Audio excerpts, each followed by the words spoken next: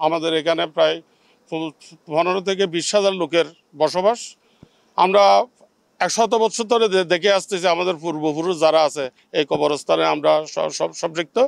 এই কবরস্থানের পাশ দিয়ে সমস্ত মানুষজনের এই ঘরবাড়ির সমস্ত পানি এইখান থেকে নিষ্কাশন হয়।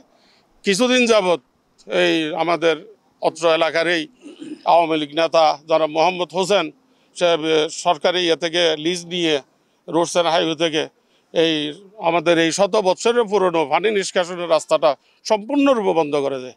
আজকে প্রায় 2 বছর যাবৎ আমাদের মসজিদে আমরা পানির জন্য নামাজ পড়তে পারি না। আমাদের প্রতি শুক্রবারে মসজিদের জন্য আমরা নামাজের ব্যবস্থা করতে গেলে আমরা পানি নিষ্কাশন করে প্রতি সপ্তাহে আমরা নামাজ পড়তে হয়।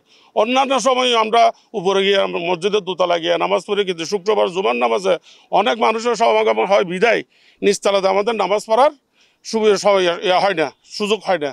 তাই আজকে আমাদের এই সবাই এখানে গ্রামের মানুষ সবাই ঐক্যবদ্ধ, সবাই মিটিং মিছিলের মধ্যে আরও মানুষ ছিল। আমাদের গতকালকেও একটা অনেক বড় সমাবেশ হয়েছিল, সবাই এক বাক্যে এই জিনিসটার সমাধান চায়। তা আমরা এখন যা কয়েকজন এখানে আছি, পুরো মানুষ আমাদের এখানে সবাই নির্যাতিত এই আর ব্যাপারটা নিয়ে সবাই দুর্ভোগ পোষণ করতেছে। এটা আজকে 50 বছর 100 বছরের উপরের এই রাস্তা পানি নিষ্কাশনের ব্যবস্থাটা সম্পূর্ণ বন্ধ হয়ে যাওয়াতে এখন মানুষ এই ময়লা পানি দিয়ে ময়লা কাদা পানি যুক্ত পানি নিয়ে বাচ্চাদের ইয়াতে স্কুলে যাওয়ার অসুবিধা, রুগীর গাড়ি যাওয়ার অসুবিধা, এমনি মানুষ চলাচলের সাধারণ চলাচলের অনেক অসুবিধার কারণে আজকে আমরা এখানে একত্রিত হয়েছি। আমরা চাই এই জিনিসটা সংস্কার হোক এবং কেউ যাতে অন্যায়ভাবে এই জনদুর্ভোগ করতে না পারে এবং মানুষের এর ভিতরে যেন এরকম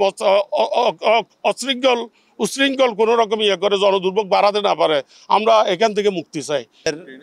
গ্রামের একটা বড় সমস্যা দেখা দিয়েছে, সেটা হলো পানি নিষ্কাশনের ব্যবস্থা। মূলত এখানে একটা কথা উল্লেখ করার দরকার আছে। এখানে জায়গা 2 মালিকের জায়গায় 2 জনে নিয়েছে। এখানে একজন নিয়েছে আফসর ভাই, আরেকজন নিয়েছে হোসেন।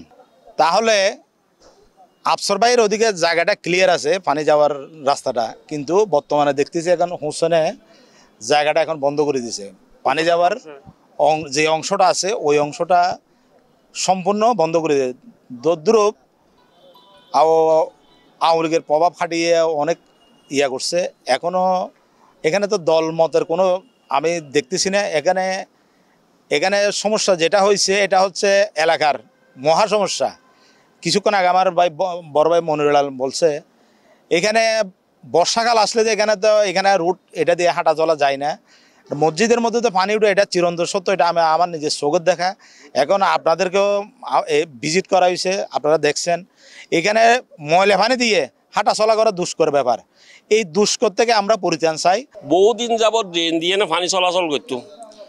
আওয়ামী লীগ রুসার নামে এক দুষ্কৃতিকারী ওর বাড়ি করিব বলে কইয়ে নেই ওয়ালুকা দিয়ে নে চলাচলের পানি বন্ধ করে দিয়ে, যার পরিপ্রেক্ষিতে প্রায় 5,000 মানুষের এন্ডের জনদুর্ভোগ শুরু হয়ে রাস্তার নিদি কে মসজিদ মাদ্রাসার নিদি জান্য পারার মানে পানি বেকিন দূষিত পানি, এইসব দূষিত পানি দিয়ে মানুষ চলাচল করা খুবই কঠিন হয়ে যাচ্ছে। যার পরিপ্রেক্ষিতে আজকে সমাজের সব লোক আসি জড়ো হইয়া এখানে একটা সিদ্ধান্তে আমরা উপনীত হলাম যে আগের পানি যেইভাবে চলাচল করতো ঠিক সেইভাবে আমরা ড্রেনটা করে দেওয়ার সিদ্ধান্ত নিয়ে এখন এক্সকেভেটর আইনে আমরা এটা মানে এখন ড্রেনটা পরিষ্কার করে দেব। এতে সবাই মানে সমাজের সবাই মানে ভালোভাবে যাতে চলাফেরা করতে পারে, যাতে কোনো জনদুর্ভোগ না হয় সেটার দিকে নজর রেখেই আমরা কাজটা করতেছি। তখন আওয়ামী লীগ ক্ষমতায় ছিল, তখন এই জলাবদ্ধতা লাস্টের দিক দিয়ে আসা পানি 15 দিন আগে দিয়া মানে এইসব মাটি টাটি ফেলছে। এখন আওয়ামী লীগ ক্ষমতা থেকে যাওয়ার পরে দিয়ে পলাইয়া গেছে, পালাইয়া যাইয়া ওখান থেকে বিভিন্ন রকম হুমকি দামকি দিচ্ছে। এই ড্রেনের ময়লা পানিগুলা থেকে দুর্গন্ধ ছড়াইয়া পরিবেশ দূষিত হয়ে যাচ্ছে এবং ডেঙ্গু মশার উৎপত্তি হচ্ছে। এখানে অনেকের ডেঙ্গু জ্বর হয়ে গেছে।